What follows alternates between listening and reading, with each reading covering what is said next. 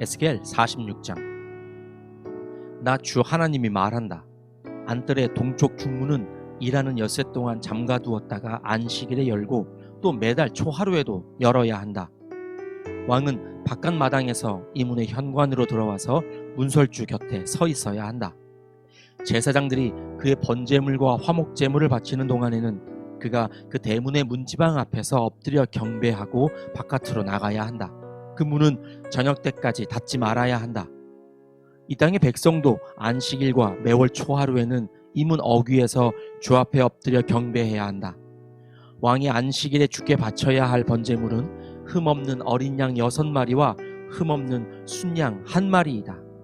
곡식제물은 순양 1마리에는 밀가루 1에바를 곁들여 바치고 어린 순양에는 밀가루를 원하는 만큼 곁들여 바쳐야 하고 밀가루 1에바에는 기름 1흰을 곁들여 바쳐야 한다.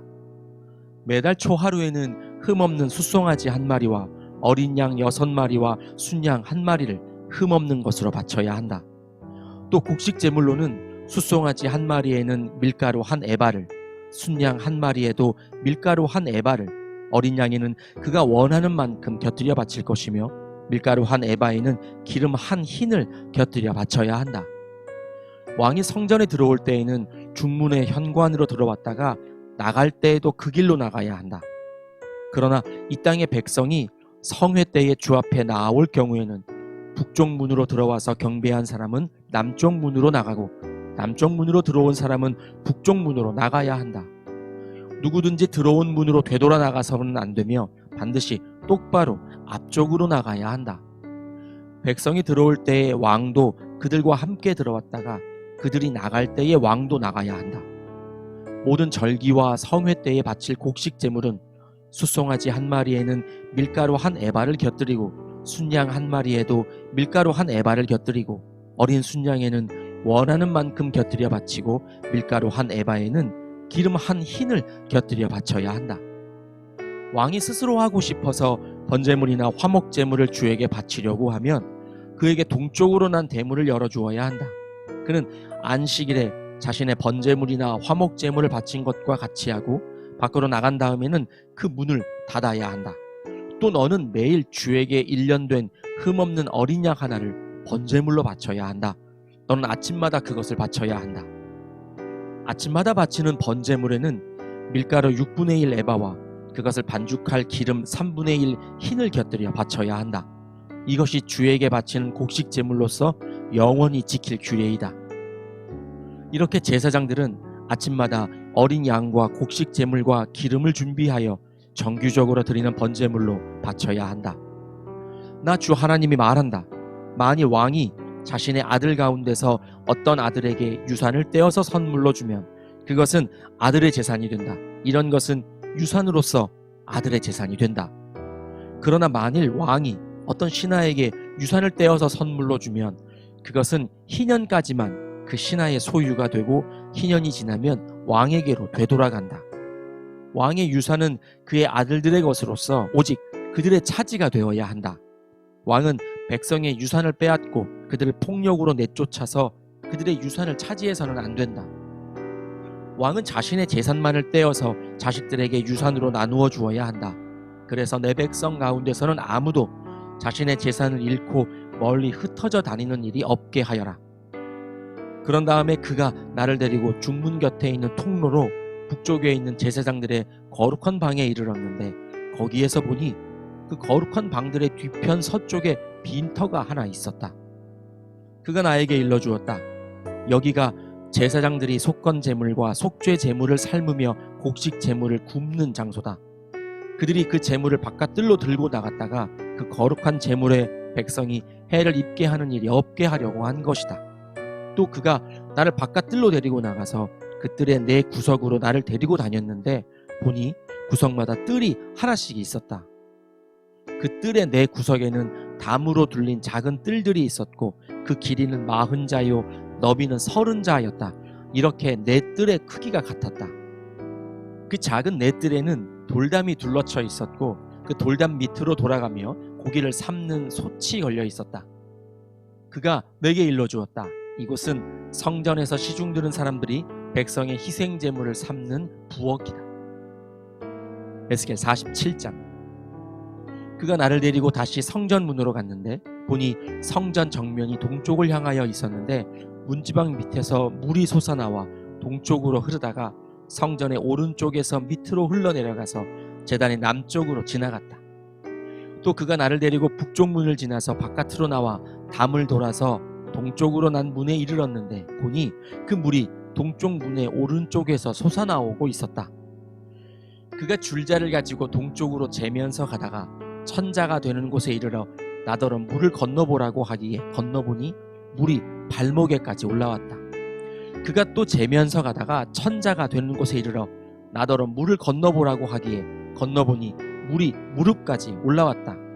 그가 또 재면서 가다가 천자가 되는 곳에 이르러 나더러 물을 건너보라고 하기에 건너보니 물이 허리까지 올라왔다. 그가 또 재면서 가다가 천자가 되는 곳에 이르렀는데 거기에서는 물이 내가 건널 수 없는 강이 되었다. 물이 불어서 헤엄을 쳐서나 건널까? 걸어서 건널 수 있는 물은 아니었다. 그가 나에게 말하였다. 사람아, 내가 이것을 자세히 보았느냐? 그런 다음에 그가 나를 강가로 다시 올라오게 하였다. 내가 돌아올 때에는 보니 이미 강의 양쪽 언덕에 많은 나무가 있었다. 그가 나에게 일러주었다. 이 물은 동쪽 지역으로 흘러나가서 아라바로 내려갔다가 바다로 들어갈 것이다. 이 물이 바다로 흘러들어가면 죽은 물이 살아날 것이다.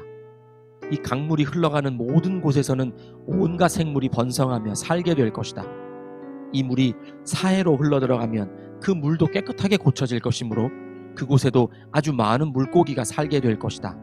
강물이 흘러가는 곳이면 어디에서나 모든 것이 살 것이다. 그때에는 어부들이 고기를 잡느라고 강가에 늘 늘어설 것이다. 어부들이 엔게디에서부터 에네글라임에 이르기까지 어디에서나 그물을 칠 것이다. 물고기의 종류도 지중해에 사는 물고기의 종류와 똑같이 아주 많아질 것이다. 그러나 사해의 진펄과 갯벌은 깨끗하게 고쳐지지 않고 계속 소금에 절어 있을 것이다.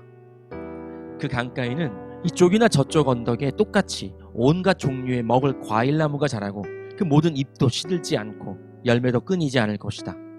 나무들은 달마다 새로운 열매를 맺을 것인데 그것은 그 강물이 성소에서부터 흘러나오기 때문이다. 그 과일은 사람들이 먹고 그 잎은 약재로 쓸 것이다. 나 주 하나님이 말한다.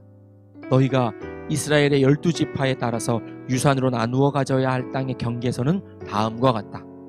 요셉은 두 몫이다.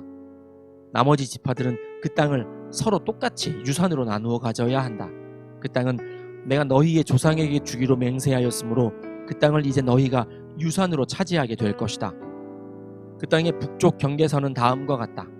지중해에서 헤들론을 거쳐 르모 하맛에 이르렀다가 스닷, 브로다, 시브라임에 이른다. 시브라임은 다마스쿠스 지역과 하맛 지역의 중간에 있다. 거기에서 하우란의 경계선에 있는 하셀 하티고네까지 이른다. 이렇게 북쪽 경계선은 지중해에서 동쪽으로 하살 에논에까지 이르는데 다마스쿠스와 하맛에 접경하고 있다. 이것이 북쪽 경계선이다. 동쪽은 하우란과 다마스쿠스 사이에서 시작하여 길르앗과 이스라엘 땅 사이의 경계인 요단강을 따라 멀리 사해의 다말에까지 이른다. 이것이 동쪽 경계선이다. 남쪽은 다말에서 시작하여 무리봇 가데스의 샘을 지나 이집트 시내를 거쳐 지중해에 이른다. 이것이 남쪽 경계선이다. 서쪽 경계선은 지중해이다. 이 바다가 경계가 되어 르보하맛으로 건너편에까지 이른다. 이것이 서쪽의 경계선이다.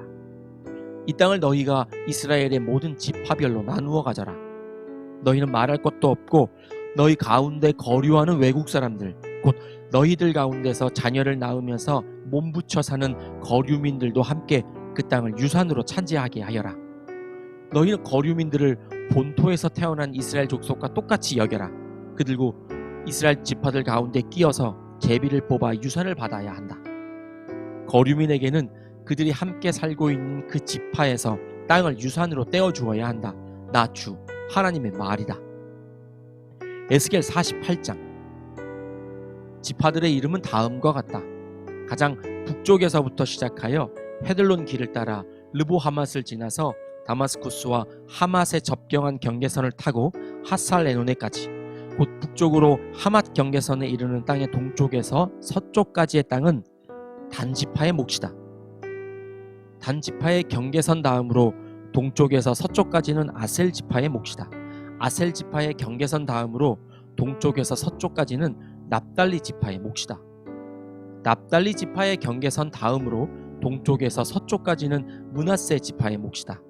므낫세 지파의 경계선 다음으로 동쪽에서 서쪽까지는 에브라임 지파의 몫이다. 에브라임 지파의 경계선 다음으로 동쪽에서 서쪽까지는 르우벤 지파의 몫이다. 르우벤 지파의 경계선 다음으로 동쪽에서 서쪽까지는 유다 지파의 몫이다. 유다 지파의 경계선 다음으로 동쪽에서 서쪽까지는 너희가 거룩하게 바쳐야 할 땅이다. 그 너비는 25,000자이고 그 길이는 다른 지파들의 목과 같이 동쪽에서 서쪽까지이고 그 한가운데 성소를 세워야 한다. 너희가 주께 거룩하게 바쳐야 할 땅은 길이가 25,000자요 너비가 10,000자이다. 거룩하게 바친 이 땅은 제사장들에게 주어야 한다. 그들에게 줄 땅은 북쪽으로 길이가 25,000자, 서쪽으로 너비가 10,000자, 동쪽으로 너비가 10,000자, 남쪽으로 길이가 25,000자이다. 그 한가운데 주의 성소가 있어야 한다. 이 땅은 거룩히 구별된 제사장들, 곧 사독의 자손에게 주어야 한다. 그들은 이스라엘 자손이 잘못된 길로 갔을 때에 레위 지파의 자손이 잘못된 길로 간 것처럼 하지 않고 내가 맡겨준 직책을 지킨 사람들이다. 그러므로 그들은 거룩하게 바친 땅 가운데서도 가장 거룩한 땅을 받아야 하고 레위 지파의 경계선과 인접해 있어야 한다. 레위 지파가 차지할 땅도 제사장들의 경계선 옆에 그 길이가 25,000자요 너비가 10,000자이다. 그 전체의 길이는 25,000자요 너비는 20,000자이다. 그들은 이 땅을 팔거나 다른 땅과 바꿀 수가 없고 또 가장 좋은 이 부분을 다른 사람의 손에 넘겨주어서도 안 된다. 그것은 주의 거룩한 땅이기 때문이다. 너비가 5,000자요 길이가 25,000자인 나머지 땅은 성읍을 세울 속된 땅이다. 그 한가운데 있는 땅은 성읍을 세워서 거주지로 사용하고 그 나머지는 빈터로 사용하여라. 그 성읍의 크기는 다음과 같다. 북쪽의 길이도 4,500자, 남쪽의 길이도 4,500자, 동쪽의 길이도 4,500자, 서쪽의 길이도 4,500자이다. 이 성읍 빈터의 크기는 북쪽의 너비가 250자, 남쪽의 너비가 250자, 동쪽의 너비가 250자, 서쪽의 너비가 250자이다. 거룩하게 바친 땅과 인접한 나머지 땅의 길이는 동쪽으로 10,000자이고 서쪽으로도 10,000자이다. 그 땅은 거룩하게 바친 땅과 인접하여야 하며 그 농산물은 성읍에서 일하는 사람들의 먹거리가 되어야 한다. 이스라엘의 모든 지파에서 뽑혀와서 성읍에서 일하는 사람들만이 그 땅을 경작할 수가 있다. 거룩하게 바친 땅 전체는 길이도 25,000자요 너비도 25,000자이다. 너희는 이렇게 그 성읍의 소유지를 포함하여 거룩하게 바친 땅을 네모 반듯하게 구별해 놓아야 한다. 거룩하게 구별하여 바친 땅의 양옆과 성읍에 딸린 소유지의 양옆에 있는 나머지 땅은 왕에게 돌아갈 몫이다. 거룩하게 바친 땅, 곧 25,000자가 되는 지역에서 동쪽 국경까지와 25,000자가 되는 지역에서 서쪽 국경까지 다른 지파들의 목과 평행되게 뻗어있는 나머지 땅이 왕의 몫이다. 거룩하게 구별하여 바친 땅과 성전의 성소가 그 땅의 한가운데 있어야 한다. 그래서 레위 지파의 유산과 성읍에 딸린 소유지는 왕의 소유지의 한가운데 있게 된다. 왕의 소유지는 유다 지파의 경계선과 베냐민 지파의 경계선 사이에 있다. 나머지 지파들이 차지할 땅은 다음과 같다. 동쪽에서 서쪽까지는 베냐민 지파의 몫이다. 베냐민 지파의 경계선 다음으로 동쪽에서 서쪽까지는 시므온 지파의 몫이다. 시므온 지파의 경계선 다음으로 동쪽에서 서쪽까지는 이사갈 지파의 몫이다. 이사갈 지파의 경계선 다음으로 동쪽에서 서쪽까지는 스불론 지파의 몫이다. 스불론 지파의 경계선 다음으로 동쪽에서 서쪽까지는 갓 지파의 몫이다. 갓 지파의 경계선은 남쪽의 국경선이 다말에서부터 시작하여 무리바 가데스셈에 이르고 거기서 이집트 시내를 따라 지중해에 이른다. 이것이 너희가 제비를 뽑아 유산으로 이스라엘의 지파들에게 나누어 주어야 할 땅이다. 이 땅들이 바로 그 지파들의 몫이다. 나 주 하나님의 말이다. 그 성읍의 문들은 다음과 같다. 북쪽 성벽은 너비가 4,500자이다. 이 성읍의 문들은 이스라엘 지파들의 이름에 따라 부른 것이다. 북쪽에 문이 셋 있는데 하나는 르우벤 문, 하나는 유다 문, 하나는 레위 문이다. 동쪽 성벽도 너비가 4,500자이고 문이 셋 있는데 하나는 요셉 문이고 하나는 베냐민 문이고 하나는 단 문이다. 남쪽 성벽도 너비가 4,500자이고 문이 셋 있는데 하나는 시므온 문이고 하나는 이사갈 문이고 하나는 스불론 문이다. 서쪽 성벽도 너비가 4,500자이고 문이 셋 있는데 하나는 갓 문이고 하나는 아셀 문이고 하나는 납달리 문이다. 이렇게 그 둘레가 18,000자이다. 이 성읍의 이름이 이제부터는 여호와 샤마라고 불릴 것이다. 아멘.